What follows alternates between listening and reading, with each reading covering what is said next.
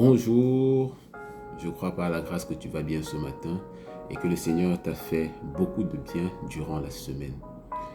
Je voudrais t'encourager encore ce matin à lui dire merci parce qu'il est bon, parce qu'il est fidèle, parce qu'il est merveilleux, notre Dieu. Père, je te rends grâce de ce que tu m'as gardé pendant cette nuit. Alors que l'ennemi avait décidé d'en finir avec ma vie, toi qui ne sommeilles ni ne dors, tu as veillé sur moi, tu m'as gardé. Je te dis merci. Je te dis merci parce que ce n'est pas le réveil qui m'a levé ce matin, c'est ta grâce. Je te dis merci de ce que, alors que j'entame ma journée, je ne l'entame pas tout seul, mais avec toi. Parce que tu as dit que tu es avec moi tous les jours, jusqu'à la fin du monde. Merci Seigneur pour ta grâce, merci pour ta bonté. Merci Père pour toute ta fidélité dans le nom de Jésus. Amen. Bien-aimé, je suis content de te revoir ce matin et je voudrais véritablement encore rappeler déjà ce qu'on se disait la dernière fois et j'espère que tu as mis du temps véritablement à part pour le Saint-Esprit. J'espère que tu as mis du temps à part pour communier, pour partager des moments particuliers, des moments spéciaux avec le Saint-Esprit parce que c'est la personne la plus merveilleuse qui soit. Ah, il est vraiment merveilleux le Saint-Esprit. Je voudrais te dire encore cette semaine que la vérité c'est que la chose la plus importante que Dieu nous ait donnée, la chose la plus cruciale, la personne la plus merveilleuse qui soit, c'est le Saint-Esprit. En fait, c'est la présence de Dieu. Adam dans le jardin a perdu ce qu'il avait de plus précieux, c'est-à-dire la gloire de Dieu, la présence de Dieu. La Bible nous dit que le salaire du péché, c'est la mort. Le salaire du péché, c'est la mort. Le salaire du péché, c'est la mort. Alors que tu demeures encore dans le péché, la vérité, c'est que tu es déjà mort, même si tu respires. Alors que tu te noies, alors que tu te meus dans le péché, la vérité, c'est que tu es déjà mort, même si tu respires. Alors ce matin, je voudrais te dire, ce ne sont pas les possessions que tu as qui définissent en fait qui tu es. Ce n'est pas ce que tu as qui définit qui tu es. Tu peux avoir une femme, un mari, tu peux avoir un bon travail, de l'argent, tu peux avoir des enfants, une belle famille. Mais si tu es hors de ton environnement naturel, tu vas toujours te sentir frustré. La vérité, c'est que là où tu es aujourd'hui, tu ressens un vide au-dedans de toi. Alors que tu as toutes ces choses, alors que tu as un bon travail, alors que tu as une belle famille, alors que tu as un mari, une femme, mais tu ressens au-dedans de toi encore que tu es frustré. C'est normal. Si tu prends un poisson, tu l'enlèves de son environnement naturel qui est l'eau, donne-lui tous les vers de terre que tu veux. Donne-lui tout ce que tu veux qui est propre à son alimentation. Il aura ces choses, mais il ne pourra pas être épanoui parce qu'il est hors de l'eau. Il sera en train de périr. Il sera en train de périr. Et la plupart des hommes périssent parce qu'ils sont hors de leur environnement naturel. La Bible dit que l'homme a perdu la gloire de Dieu lorsqu'il a été éloigné, lorsqu'il a été chassé du jardin.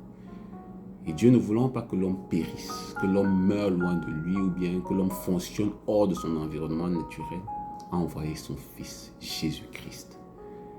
Et ce que Jésus nous donne premièrement, ce n'est pas d'abord des choses telles que nous les voyons, telles que nous les voulons même. Ce qu'il nous donne, c'est qu'il nous ramène premièrement dans la présence de Dieu. Ce qu'il nous donne, c'est le Saint-Esprit, qui est la manifestation de la présence de Dieu. Et c'est la raison pour laquelle, en fait, chaque jour, je ne cesse de te parler de sa présence. Parce que le privilège que tu as, le plus grand privilège que tu as, ce n'est pas d'abord d'avoir un travail, ce n'est pas d'abord d'avoir une épouse, ce n'est pas d'abord d'avoir des enfants, mais le plus grand privilège que tu as, c'est de revenir dans sa présence, dans la présence du Père, dans la présence de Dieu. Et c'est la raison pour laquelle Jésus est venu sur la terre, pour nous ramener dans cette présence, pour nous ramener dans cette présence. La Bible dit que le voile a été déchiré. Désormais, nous pouvons nous approcher avec assurance du trône de la grâce. Désormais, nous pouvons être dans la communion avec le Père. Désormais, nous pouvons être dans une fusion avec l'Esprit. C'est le plus grand privilège que tu as.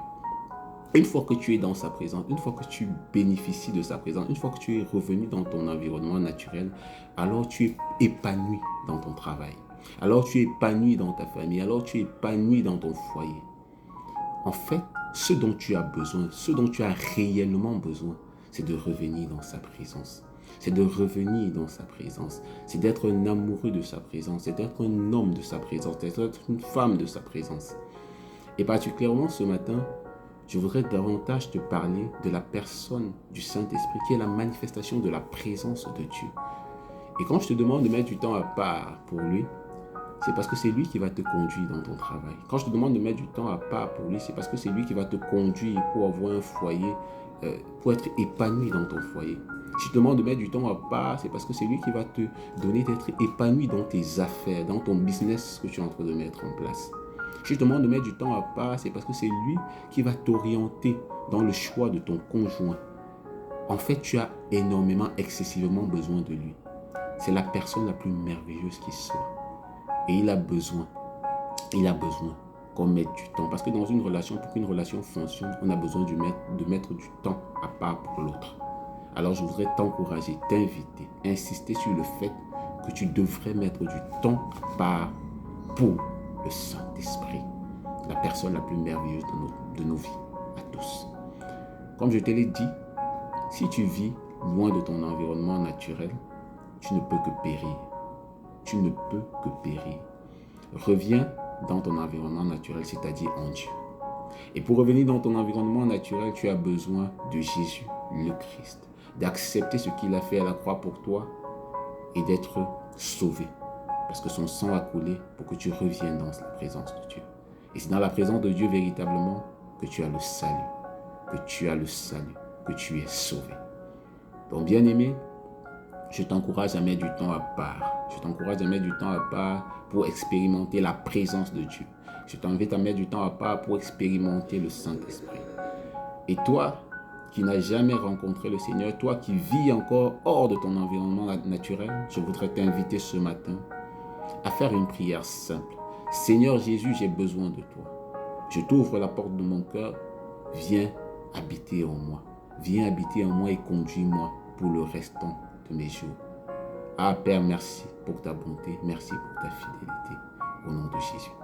Ce matin, je crois véritablement que si tu reviens dans la présence de Dieu, si tu reviens dans ton environnement naturel, tu feras des exploits avec ton Père qui est Dieu. Sur ce, je te souhaite une bonne semaine et à une prochaine vidéo.